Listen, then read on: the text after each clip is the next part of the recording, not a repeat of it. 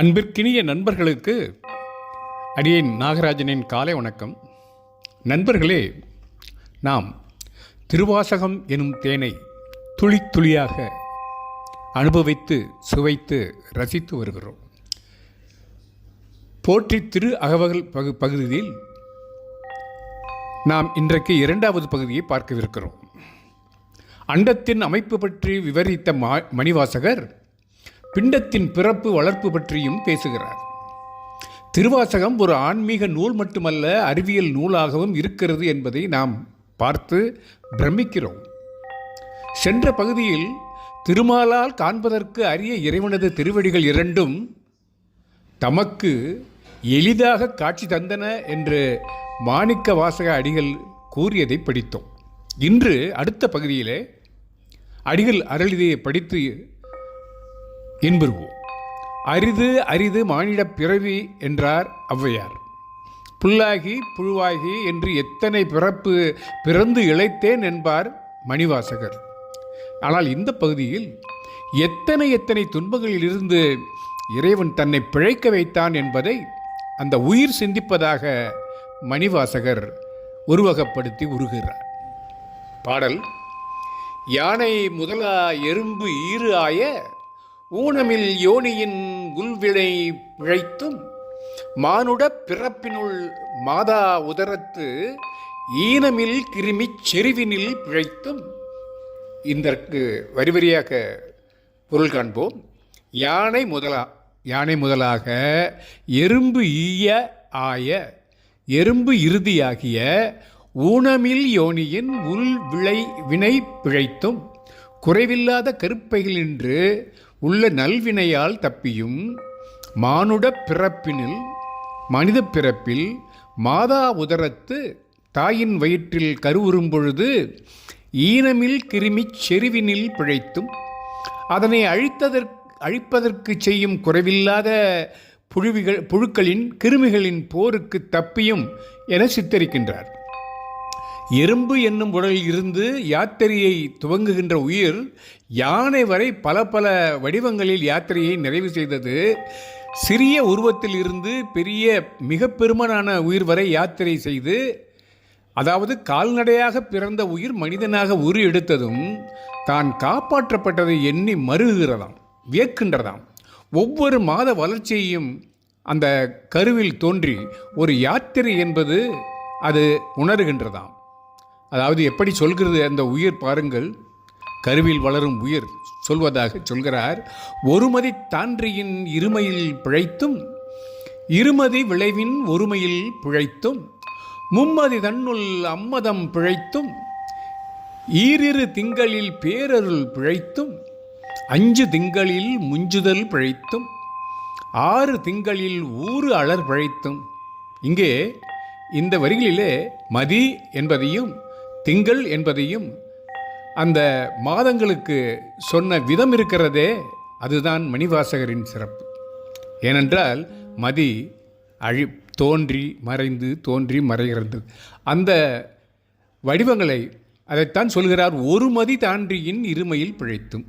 முதல் மாதத்தில் தான்றிக்காய் அளவுள்ள கரு 2ஆக பிளவுபடுவது நின்றும் தப்பியும், 2ஆக பிளக்காமல் தப்பியும் இருமதி விளைவின் ஒருமையில் பிழைத்தும் 2ஆம் மாதத்தில் விளைகின்ற விளைவினால் உருக்கெடுவது நின்று தப்பியும் மும்மதி தன்னுள் அம்மதம் பிழைத்தும் 3ஆம் மாதத்தில் தாயின் மதநீர் பெருக்கத்திற்கு தப்பியும் ஈரிரு திங்களில் பேரிருள் பிழைத்தும் 4ஆம் மாதத்தில் அம்மதநீர் நிறைவினால் உண்டாகும் பெரிய இருளிலிருந்து தப்பியும் 5 திங்களில் முஞ்சுதல் பிழைத்தும் 5ஆம் மாதத்தில் உயிர் பெறாது இரத்தல் நின்று உயிர் நீங்கக்கூடிய அபாயத்தில் இருந்து தப்பியும் 6 திங்களில் ஊறு அலர் பிழைத்தும் 6ஆம் மாதத்தில் கருப்பையில் தினவு மிகுதியால் உண்டாகும் துன்பத்தினின்று தப்பியும் என்று ஒவ்வொரு மாதமும் கருவின் யாத்திரையை பதிவு செய்கின்றார்.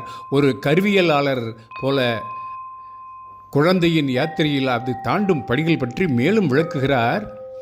7 திங்களில் தாழ்புவி பிழைத்தும் 8 திங்களில் கட்டமும் பிழைத்தும் ஒன்பதில் வருதரு துன்பமும் பிழைத்தும் தக்க தசமதி தாயொடு தான்படும் துக்க சாகரத் துயரிடை பிழைத்தும். 7 திங்களில் தாழ்புவி பிழைத்தும் என்றால் 7வது மாதத்தில் கருப்பை தாங்காமையால் பூமியில் காயாக பொத்தென்று விழுவதென்று தப்பியும். 8 திங்களில் கட்டமும் பிழைத்தும். 8வது மாதத்தின் வளர்ச்சி நெருக்கத்தினால் உண்டாகும் துன்பத்தினின்று தப்பியும். 9இல் வருதரு துன்பமும் பிழைத்தும். 9வது மாதத்தில் கரு வெளிப்பட முயல்வதனால் வரும் துன்பத்தினின்று தப்பியும். தக்க தசமதி குழவி வெளிப்படுவதற்கு தகுதியாகிய 10வது மாதத்திலே தாயோடு தான் வெளிப்படுங்கால் தாய் படுகின்ற அந்த துன்பத்தையும் துக்க சாகர துயரிடை பிழைத்தும். கடல் போன்று பெருகின்ற அந்த துன்பத்தோடு அந்த துயரத்தில் இருந்து தப்பியும். முழு வளர்ச்சி பெற்ற குழந்தை இப்பூமிக்கு அதன் யாத்திரை துவங்கும் போது தாயின் பேறுகால வலியை துக்க சாகரம் என்று குறிப்பிடுகின்றார். கடல் அளவு நீள அகல ஆழம் காண முடியாத அளவுக்கு துக்கம் பெருகி பெருகி வருமாம் தாய்க்கும் சேய்க்கும். அதனால்தான் துயர சாகரம் என்கிறார். தாயும் தேயும் துக்க சாகரத்தையும் துயர சாகரத்தையும் அனுபவிப்பிலிருந்து பிழைக்க வேண்டும். குழந்தையின் யாத்திரை ஒவ்வொரு படித்தரமாக விளங்குகின்றது.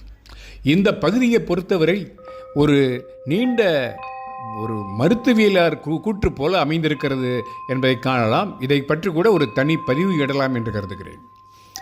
இதன் பின்னும் சொல்கிறார், அந்த பிறந்து வளர்ந்து படும் வேதனைகளை சொல்கிறார் பாருங்கள்.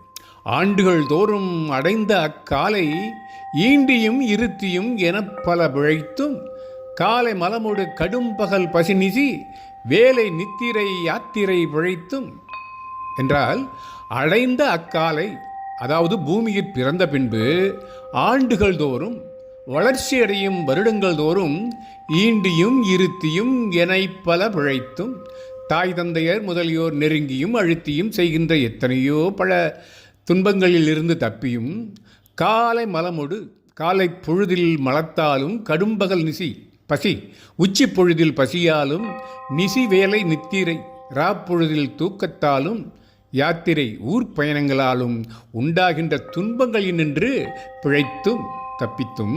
அதாவது உணவு ஒரு பெரிய ஆபத்து. எந்நேரமும் பசி உணவு உண்டதை செரித்தல் பின் மீண்டும் பசி உணவு என்று வாழ்நாளில் மிக பெரிய நேரம் உணவு தேடுவதிலும் உண்பதிலும் சென்று விடுகிறது. இறை தேடும் மும்முரத்தில் இறை தேட முடியாமல் கடவுளை தேட முடியாமல் போகிறது. உணவு தேட வேலை செய்ய வேண்டியிருக்கிறது, அதில் அதிக நேரம் போகிறது. வேலை செய்த களைப்பில் தூக்கத்தில் கொஞ்ச நேரம் போகிறது. வேலைக்காக அங்கும் இங்கும் அலைவதில் கொஞ்ச நேரம். இது எல்லாம் போதாதென்று கரும்குழல் செவ்வாய் வில்நகை கார்மையில் ஒருங்கிய சாயல் நெருங்கி உள் மதர்த்து கச்சு அற நிமிர்ந்து கதிர்த்து முன்பனைத்து எய்த்து இடை வருந்த எழுந்து புடை பறந்து ஈர்க்கு இடை போகா இளமுலை மாதர்தம் கூர்த்த நயனக் கொள்ளையில் பிழைத்தும். அப்பா, அனைத்து ஆபத்துகளையும் ஒவ்வொரு வரிகளில் சொன்ன அடிகள் பெண்ணிடமிருந்து பிழைத்தேன், காமத்தில் இருந்து பிழைத்தேன் என்று கூறாமல் ஏன் இப்படி விவரிக்கிறார் பெண்ணை? ஏனென்றால் காமத்தை வென்றவன் சிவன் என்ற எண்ணத்தை நமக்கு வர வைக்கிறார்.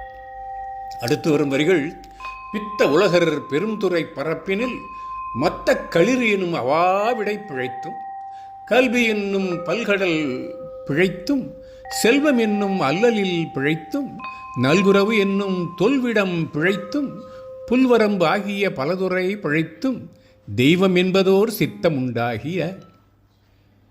பித்த உலகர் மயக்கம் கொண்ட உலகினரது பெருந்துறை பரப்பினில் பெரிய முயற்சியின் பல துறைகளாகிய பரப்பில் புகுந்து கலக்குகின்ற மத்த களிறு எனும் மத யானை என்று சொல்லத்தக்க அவா இடை பிழைத்தும் ஆசை பேராசைகளுக்கு தப்பியும் கல்வி என்கின்ற பல்கடல் பிழைத்தும் பலவாகிய கடலுக்கு தப்பியும். கல்வி ஒரு கடல். செல்வம் என்கின்ற அல்லலில் பிழைத்தும் துன்பத்தில் இருந்து தப்பியும். நல்குறவு என்னும் வறுமை என்கின்ற தொல்விடம் பிழைத்தும் பழமையாகிய விஷத்திலிருந்து தப்பியும். புல்வரம்பு ஆகிய சிறிய எல்லைகளை உடைய பல்துறை பிழைத்தும் பல வகைப்பட்ட முயற்சிகளிலிருந்து தப்பியும் தெய்வம் என்பது தெய்வம் உண்டு என்பதாகிய ஒரு சித்தம் உண்டாகி ஒரு நினைப்பு உண்டாகியதாம். எப்பொழுது அத்தனை பிழையிலிருந்தும் அத்தனை ஆபத்திலிருந்து தப்பிய பிறகுதான் அந்த சிந்தனை உண்டாகிறதாம். பக்தி பணுவலாகவும் பைந்தமிழ் நூலாகவும் விளங்கும் திருவாசகம் ஆன்மீக கருத்துகளோடு அறிவியல் செய்திகளையும் உள்ளடக்குது என்பதை பார்த்திருக்கிறோம். இன்றைய மருத்துவத்தின் கருவியல் கருத்துக்களை ஒத்ததாக மாணிக்க வாசகர் பாடுவது வியப்பிற்கு உரியதல்லவா? பெண்ணின் கருப்பையில் கரு வளர்ந்து நிரம்பும் பரு உடம்புடன் பிறக்கும் மக்களாக பிறக்கும் உயிர்களும் அத்துணை அழிவுகளுக்கும் தப்பி பிழைத்தல் வேண்டும்.